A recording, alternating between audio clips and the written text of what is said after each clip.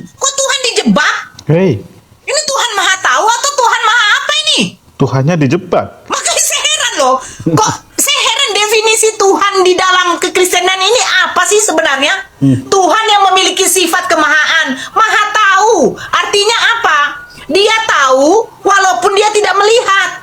Dia tahu sebelum pun dilakukan. Dia akan tahu apa yang akan terjadi sesudahnya. Itu namanya konsep Tuhan Maha Tahu. Ini kalau Tuhan dijebak untuk diuji, ini gabrol Mikana. Makanya saya bilang, Nora tunjukkan di dalam Bible, di dalam Al-Quran kalian, bukan cerita-cerita dongeng tentang Nabi Isa. Ini gabrol. Kenapa? Kenapa saya katakan dongeng?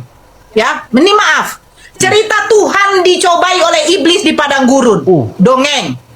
Kalau soal penyalipan Mikana, saya percaya.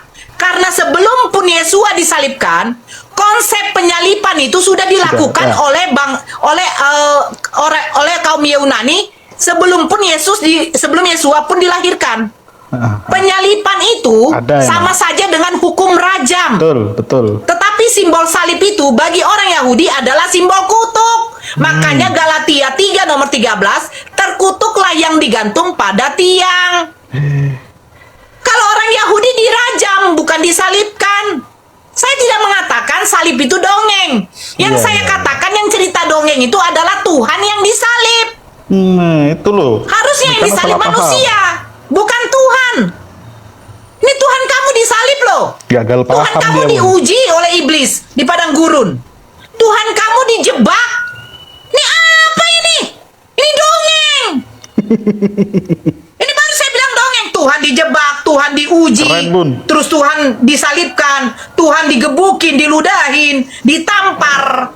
Ini apa ini? Baru kalian bilang Tuhan itu merendahkan dirinya, Nora. Tuhan itu saking sayangnya kepada gabrul.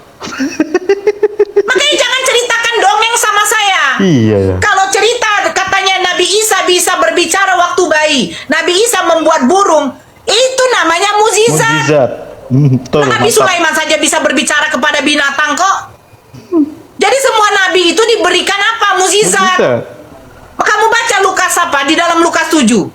Waktu Yesua membangkitkan anak muda di Nain. Apa dikatakan di dalam ayat 16-nya? Seorang nabi besar.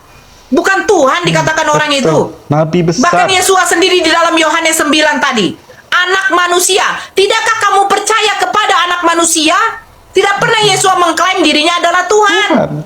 Bahkan Yohanes 9, kenapa dia dikatakan seorang pendosa? Karena dia dituduh anak zina. Kamu baca Yohanes 9 nomor 34 tadi itu, Mikana.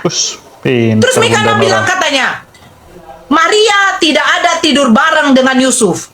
Saya dari tadi nanya, di mana Maria bertemu dengan Matius sehingga Maria mengatakan, "Hei, tahu kalian nggak? Selama Yusuf jadi suamiku, tidak pernah loh dia nyentuh aku." Ada nggak 12 murid Yesua ini, 12 rasul Yesua ini bertemu dengan Bunda Maria sehingga dicatatkan oleh Matius, selama Maria mengandung Yesua, Yusuf tidak ada menyentuh. Sementara mereka udah suami istri. Makanya saya bilang ini cerita kalian ini lucu kalau di dalam Bible ini. Tidak pernah bertemu dengan tokoh utamanya, tetapi dicatatkan. Di mana tertulis Mikana? Bunda Maria bertemu dengan Matius. Bunda Maria bertemu dengan Lukas. Kamu jangan lupa Lukas 2 nomor 5, saya sudah katakan. Maria dibawa oleh Yusuf keadaan bertunangan. Mereka itu berjalan berhari-hari loh. Emang mereka tidak tidur? Makanya jelaskan sama saya. Sampai di ayat 6-nya, ketika Maria mau bersalin, siapa yang membantu Maria bersalin? Dan yang terakhir ini Mikana, waktu kamu singgung soal Yesua tidak merajam karena dijebak, mau dijebak. Kan begitu? Terus kamu larikan ke Siti Maryam, mau dirajam. Mikana lari ke dalam Bilangan 7. Bilangan 7, orang yang kedapatan berzina, setidaknya ada 2 saksi yang bisa membuktikan mereka berzina, dan yang kedua, laki-laki itu yang penzina itu harus dibawa. Mikana tadi mengatakan laki-lakinya itu disembunyikan. Di mana tercatat Mikana? Perempuan yang kedapatan zina ini yang di dalam Yohanes 8, kata Mikana laki-laki laki-lakinya disembunyikan karena ingin menjebak Tuhan Yesus Hamasia. Di mana tertulis laki-laki itu disembunyikan. Terus yang kedua, Tuhan dijebak ya. kalau kamu mengatakan Siti Maryam kenapa tidak dirajam, bagaimana mereka mau merajam Mikana? Satu, tadi kau sudah menjelaskan kalau orang yang kedapatan berzina, laki-laki yang berzina ini juga harus dibawa di hadapan mereka. Karena betul. dua-duanya harus dirajam. Kan begitu tadi di dalam Ulangan 22, di Iya, dalam tadi, Bilangan tadi, 22. Nah, itu. Ya kan? Perempuan yang bertunangan, kalau kedapatan dengan laki-laki ini, mereka sudah tidur bareng, harus dirajam. Emangnya Siti Maryam kedapatan berzina? Ada nggak saksi yang membuktikan Siti Maryam itu berzina? Makanya dikatakan Siti Maryam itu hanya dituduh. Dia dituduh sebagai seorang wanita penzina. Tetapi mereka tidak bisa membuktikan Siti Maryam berzina. Kenapa, Nora? Satu, laki-laki yang dituduh berzina dengan Siti Maryam memang tidak ada sama sekali. Betul. Kedua, adakah saksi yang melihat Siti Maryam itu berzina sehingga dia harus dirajam? Tidak bisa orang Yahudi membuktikan. Akhirnya Allah memberikan mukjizat kepada Nabi Isa yang dikatakan oleh Mikana itu hanyalah dongeng. Giliran Yesua Hamasia atau Nabi Isa bisa berbicara waktu bayi, dongeng. Tapi Tuhan Yesua Hamasia dia diuji oleh iblis, jebakan Batman oleh manusia, terus diarak, dicambuk, diludahin, baru disalibkan. Tuhannya itu bukan dongeng. Itu kenyataan. Pilih-pilih, Mbak. Giliran ada Pilih-pilih mukjizat dulu. itu dongeng. Bilangan 7, orang yang kedapatan berzina, setidaknya ada 2 saksi yang bisa membuktikan mereka berzina, dan yang kedua, laki-laki itu yang penzina itu harus dibawa. Mikana tadi mengatakan laki-lakinya itu disembunyikan. Di mana tercatat, Mikana? Perempuan yang kedapatan zina ini yang di dalam Yohanes 8, kata Mikana laki-lakinya disembunyikan karena ingin menjebak Tuhan Yesus Hamasia. Di mana tertulis laki-laki itu disembunyikan.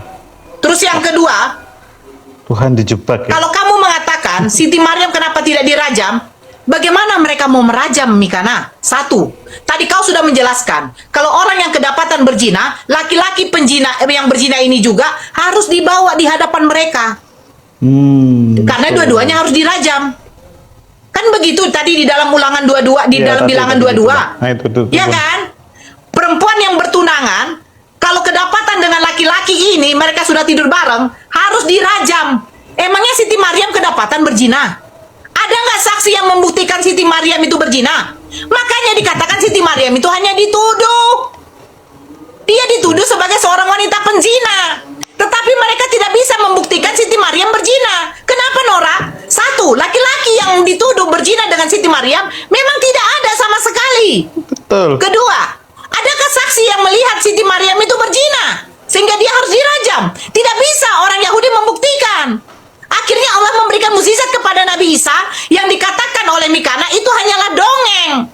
Giliran Yesua Hamasia atau Nabi Isa bisa berbicara waktu bayi, dongeng. Tapi Tuhan Yesua Hamasia dia diuji oleh iblis, jebakan Batman oleh manusia, terus diarak, dicambuk, diludahin, baru disalibkan. Tuhannya itu bukan dongeng.